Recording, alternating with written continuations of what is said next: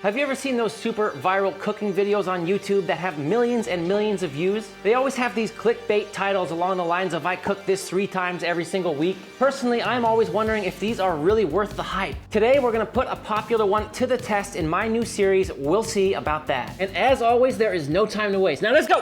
Always start with an iced coffee. Sorry about that sound. Today's recipe is coming from Table Diary. Seems to be some sort of alien writing. I'm sorry, I don't know what it is. I'm a dumb American. And we are gonna be cooking their most popular recipe with 77 million views. Whoa.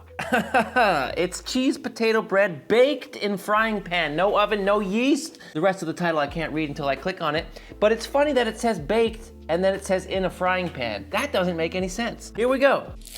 Whoa, I'm not gonna lie, with an opening scene like that crunch, that got my interest, that piqued my interest. That's it, flour, milk, butter, and salt. Make a little lump out of it. I like how they call it a lump. Knead it a little bit in the bowl. Let's see where this goes. Rest your dough in the fridge for 1 hour, and then they're taking some potato here. I think it was a russet, could have been a Yukon, looks like a russet. Mashing it up here, no special tools required, and then they're adding mayonnaise to the potato.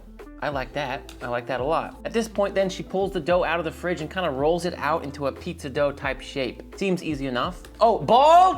I am bald. Bald! Mozzarella cheese. Okay, wait, where's the potato? All right, there's the potato. Okay, this is not where I thought this was gonna be going. So you roll the bread out like a pizza, you put cheese, you put the potato and the mayonnaise stuff, you put more cheese.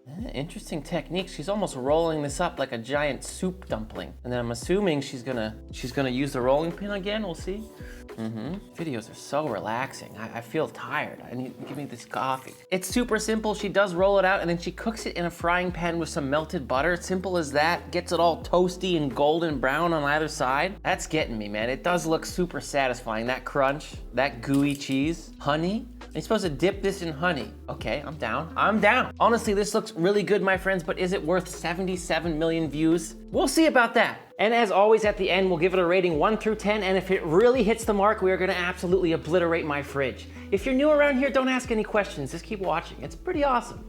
I really don't think there's ever been an easier bread recipe than this one, or whatever it is. Starting with bread flour, little bit of milk. Look at this, a little bit of milk, just a little tiny little bit of milk. Unsalted melted butter, and a pinch of salt. Oh my God, that is it. Give this a little mix. Did she make this same amount? This just seems like so little. I can tell you right now, if you want to feed 4 people, you should definitely double this recipe. Seems like the kind of thing you would want to make a bigger batch of. At this point, she recommends kneading it by hand. So that's what I'm gonna do. I'm gonna get it out. It's so funny to be kneading this amount of dough. Look at it. I could put this in my pocket. I could freaking walk around for the whole day. Little dough friend. Look at that. Why would you do that? I like putting food in my pockets, okay? It's funny. After 5 minutes of kneading, I have this cute little tiny dough ball. Throw it back into the bowl, and we'll just cover it with a little plastic wrap and leave it in the fridge to rest for 1 hour. For this next part, you're gonna need 1 medium potato, although I only have 2 small ones, so that's what I'm gonna use. And all I'm gonna do here is peel them up, and I definitely recommend saving the peels. I will put a link to that video down in the description. I'll show you what I do with these. And it seems like she boiled the potatoes whole, but I see no reason why I can't cut these up a little bit to cut down on the cooking time. I'm also putting a little pinch of salt in that water, and I'll just boil these until fork tender. My potatoes just took 20 minutes to become fork tender. I let them cool down out of the water, obviously, and now we're adding 2 tablespoons of mayonnaise. Ooh, maybe I was supposed to smash up the potatoes first. I don't think it matters. It's gonna be fine in the end. Taking a little stupid little hand masher here and smashing. Mayonnaise and potatoes. Basically like mashed potato salad, which I actually kind of like. And so here we go, mix, mix, mix. Can be wise to put a little towel under these things so it doesn't make that terrible noise, a little more stable. And that's it. I'm a little surprised that she doesn't put any seasoning in here. Let's give it a taste. Wow, that tastes like mayonnaise and potatoes. I would honestly put a little seasoning in here, but gotta stick to the recipe because that's the series. If I go changing it too much, I can't give it an accurate rating. The dough has been resting for an hour at this point. Time to roll it out. Do a few rolls, quarter turn, roll some more. In the world of cooking, this is actually something I have historically not been that good at. I don't know why. For me, rolling out dough by hand is just one thing I'm just not the best at. All right, well, here we go. I didn't do too bad with that. I think that's about the right size. So that is about 10.5 inches long. Next, I'm putting in some shredded low moisture mozzarella. And obviously at this point, I could see how if you just want to put some bacon in there, some kind of sausage, meat, any other kind of melting cheese. In fact, I will put a list right there if you want to try something else. As you can see, there's a beautiful list. But for now, sticking to the original, going in with the mash. I mean, I can see how this is going to be cool with the mash. It's going to be one big gooey thing in the middle here. And here we go, more shredded mozz on top. Now we're just going to start balling it up, kind of like if you've ever made a soup dumpling or a pork bun or something like that. But you know, again, it's not going to be the end of the world if you don't get this right. Like, I'm not very good at this. Just more or less bunching it up on the top here. Make sure that's really pinched closed before you start rolling it out again. Now we flip again and we start rolling again.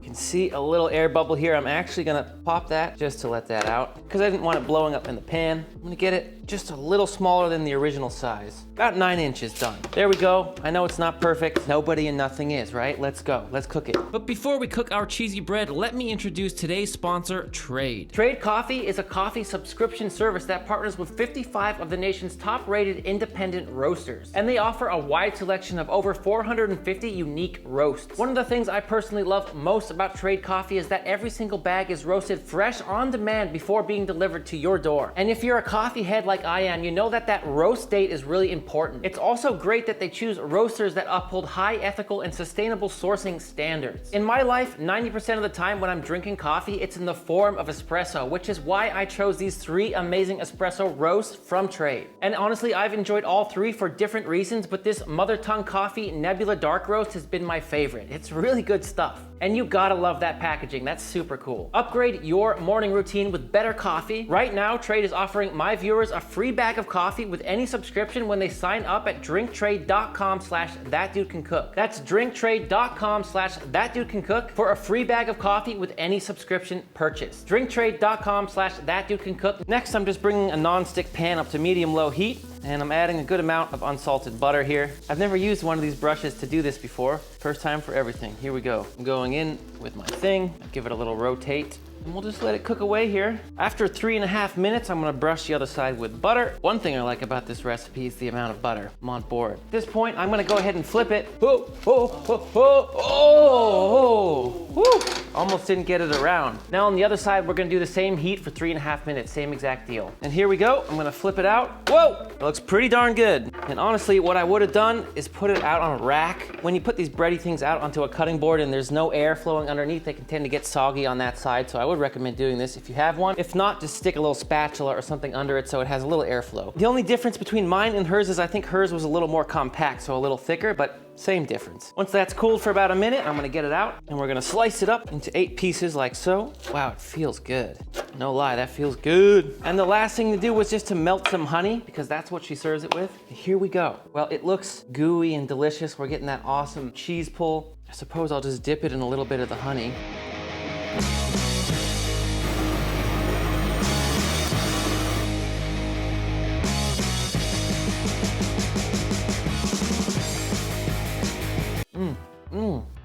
Dang, that is good. That's better than I thought it was gonna be. Rating is on the way. Ooh, look at that. Ooh.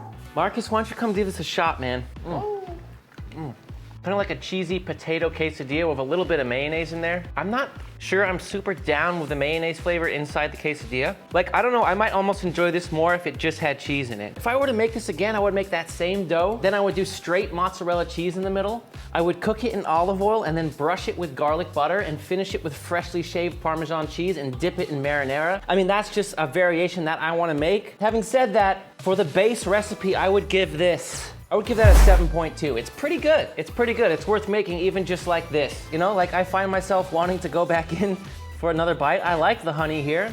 If you enjoy simple homemade doughs, I'll put a recipe right next to me for breakfast burritos that have these incredible homemade flour tortillas inside. And as always, there is links to my favorite products down in the description, as well as merch available if you want to help support the channel. Thanks for watching, and until next time, you know I love you and I'm out.